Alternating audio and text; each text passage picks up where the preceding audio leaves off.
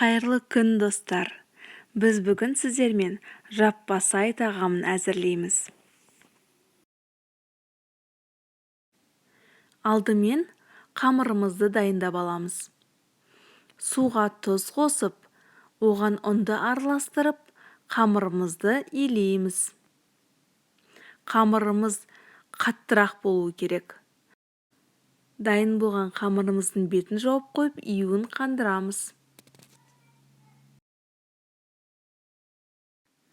Подливне керекті заттар: ет, пияз, сарымсақ, сәбіз, картошка, қырыққабат.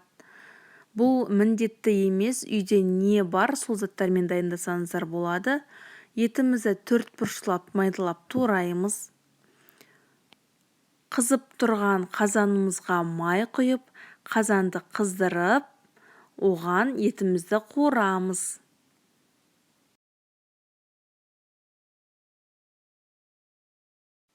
Пиязымыз бен сарымсағымызды да дәл солай кубиктеп турап, етіміздің үстіне салып қуырамыз.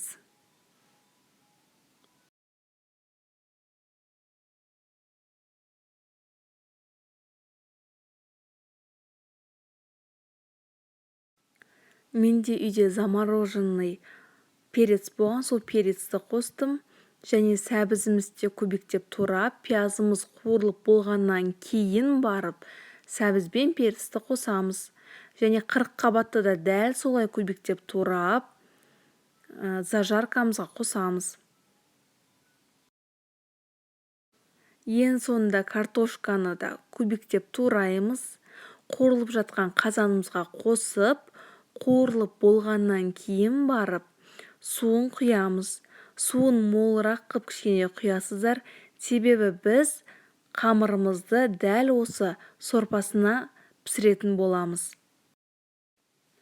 Қамырымызды 2 зуалаға бөліп жаямыз. Қамырымыз қалың да, жұқа да болмауы керек.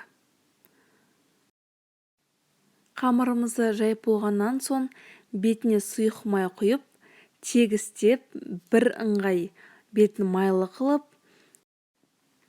4 бұрыштылап, кубиктеп, дәл видеодағыдай кесеміз. Кесілген қамырларымызды майлы бетін бір-біріне бүктеп, қазанның бетіне орналастырамыз. Менде ол видео түсірілмеген екен, бірақ қазанның бетінде тұрған видеосын салдым, көрсеңіздер болады. Қамырды салғаннан кейін 20 минут бетін жауып, қазан астын бәсеңдетіп пісіру керек. 20 минуттан кейін қамырларыңыз піскеннен соң, видеода көрсетілгендей вилкамен алып, тарелкаларыңызға орналастырасыздар. Соның бетіне подливасын құйып ұсынсаңыздар, өте керемет тәтті тағам болып шығады. Дайындауға кеңес беремін. Ас болсын!